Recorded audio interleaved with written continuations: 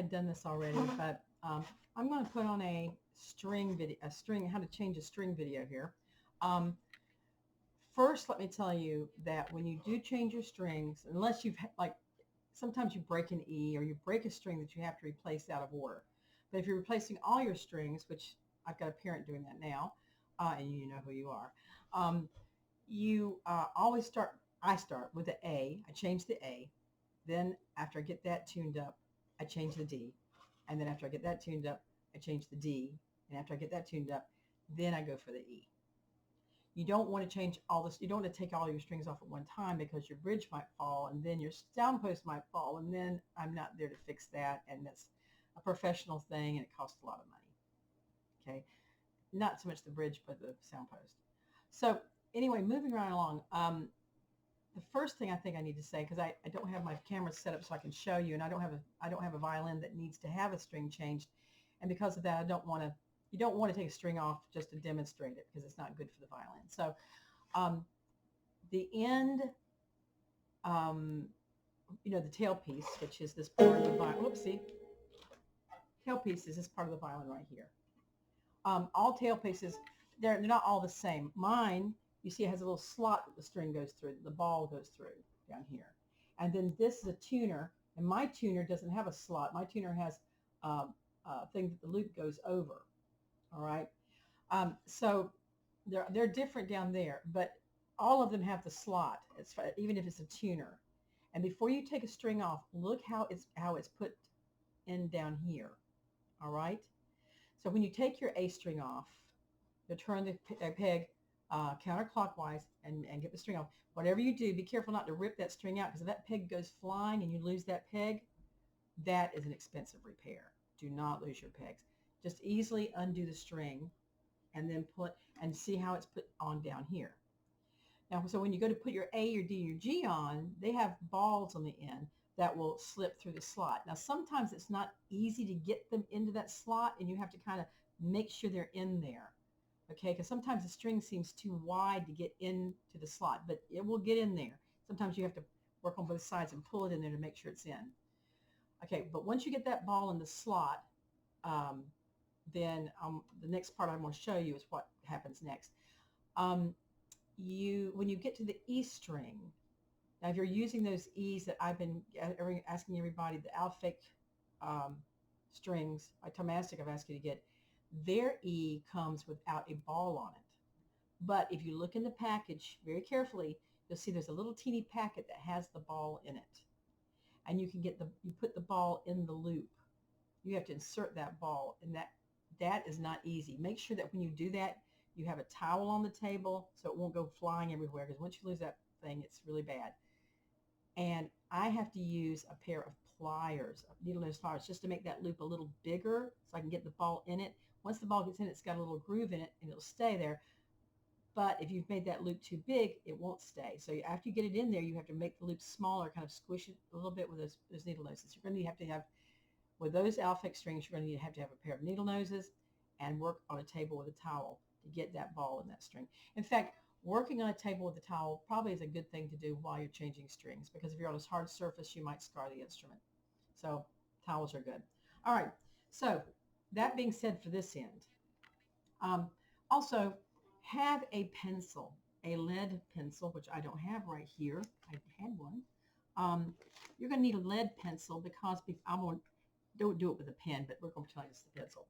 After you take the string off, after you take your A string off, take your lead pencil and just right here in this little groove, go back and forth and get some graphite in there. That will help the string slide better over this part right here. This is called the nut. All right. Okay. So anyway, so you have a pencil, get it in real good, graphite good, get your string, and you only want to do this once, by the way, because nothing's worse than having to deal with a curly string.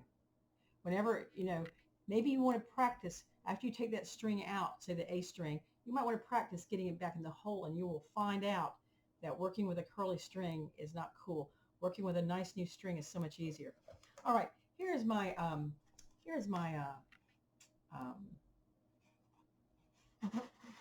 visual aid. I made it myself. Can you tell? Okay, so it doesn't matter which side you're working on. Okay, um, I will show you how you do this. Okay, first of all, you find the little hole. Now, every once in a while, we'll have the nightmare that the hole isn't big enough to accept the string. That is a nightmare. All right, let's hope that doesn't happen. Okay, so you're going to take the string and you're going to put it, the end of the string, through the hole. And make sure that a little bit of the string is poking out through the other side. Now, this is really going to be challenging on the A string peg because it's way up in the box. You don't have a lot of room to work up there. Okay, so you're going to turn the peg clockwise, right? So you're going to turn it and watch what happens. See how it came back around here? So the first thing you're going to do is you're going to wind the string to this side. Not to this side, to this side. Okay? And you're going, don't pull on it because you want that to stay right. You don't want that to pull the string out of the hole. You got plenty of string to work with so far, okay? Because it won't be tight down here because it's not tight. Okay, so when you come back around to this side, I want you to wind the string over itself like this. When you do that, what you're going to do is as the string gets tighter, it will keep itself from coming out of the hole. Then wind it all the way to the side of the box. You see where I've got it? And then it will simply, see what it's going to do? You see what it's going to do? What it's going to do is it's going to be getting tighter and tighter, and it's going to help pull that peg into the box. The tension of the string is going to pull that peg into the box, and you won't have slippy pegs. Okay, so this is the Miss D. Braxton-Pellegrino method of putting on a string. All right? Trying to keep it straight to the camera. Okay, so let's review this. Okay, let's take the string off. So, you see how I did? First of all, see the string's not coming out of the hole right now because it's wound on itself and I'm holding it tight. But as soon as it gets here, look what happens. It will come right out of that box. See? So you've got to be very careful. That's the way you're going to do every string. You're going to, once you get it in the hole, let's do that again because I don't have any of it coming out of the hole. Boom. So let's do this again. There's the hole. You put it in the hole. Okay. Make sure there's a little sticking on the other side. Okay. Okay. And like I said, the A is going to be the challenging one. Okay. You do this on all the strings, E, G, everything. Okay. So you're going to turn it. When you get over here, you're going to go to this side. And then as soon as you can, cross over. Okay. And then you wind towards the peg. Okay. And you'll see it pushes itself over. See, it'll push itself over. Always wind towards the peg. Don't try to get it on top of each other over here. It will push itself over. See? Like that. But you want it to, because that way it will, the tension of the string will pull that peg into the box. You won't have any slipping. Okay? Same thing goes if it's the other side. All right? So that's how I put strings on. Now, after you put the strings on, you're going to need to check your bridge. Because what happens is as you're playing with, take this opportunity to loosen all of your fine tuners. Don't loosen them all the way. Loosen them all the way and then tighten them maybe 2 turns.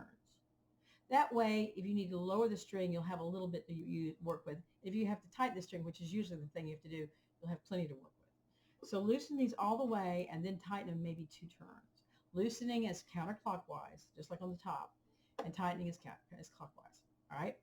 So take your opportunity to loosen these up. Then when you tune, when you know about tuning, if you're tuning the A or the E, you put your left hand right here so that you can push that way with the right hand and push this way with your left.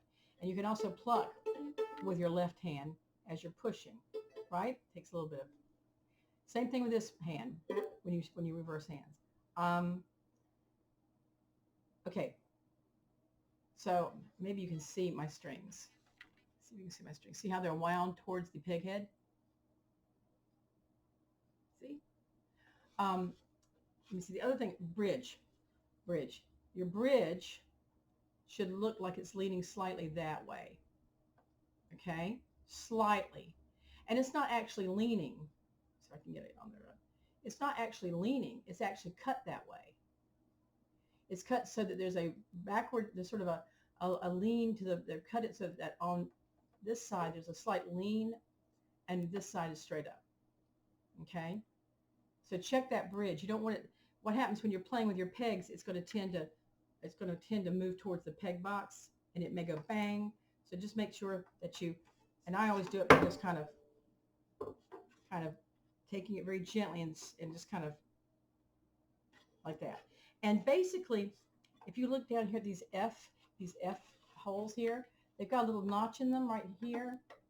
When you put your, the bridge should be sort of between those notches. Okay? Straight across between those notches. All right?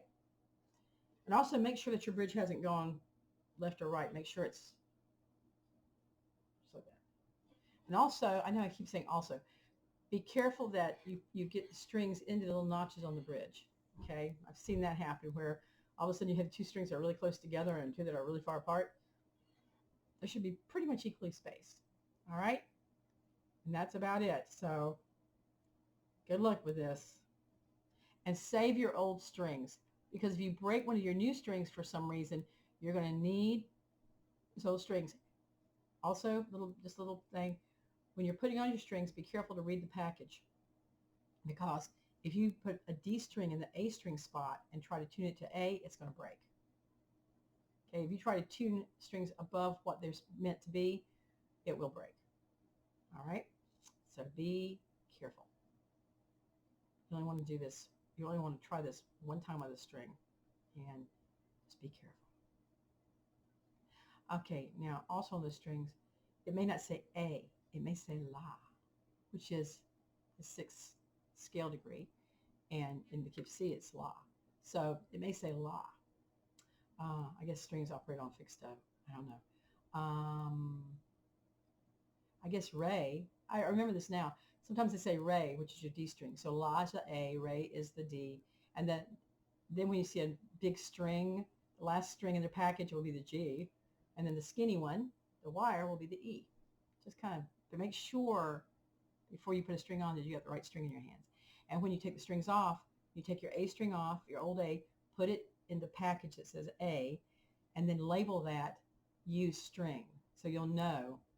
You'll probably know just looking at it, but it's nice to put used string on the package so when you're grabbing strings during a concert because you broke something, you'll know what you're getting into. All right? So go with God, and please don't break anything. Love you.